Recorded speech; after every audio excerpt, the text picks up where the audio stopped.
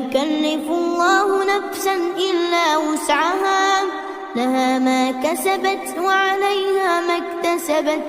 ربنا لا تؤاخذنا إن نسينا أو أخطأنا، ربنا ولا تحمل علينا إصرا كما حملته على الذين من قبلنا، ربنا ولا تحملنا ما لا طاقة لنا به، واعف عنا واغفر لنا وارحمنا، أنت مولانا فانصرنا على القوم الكافرين.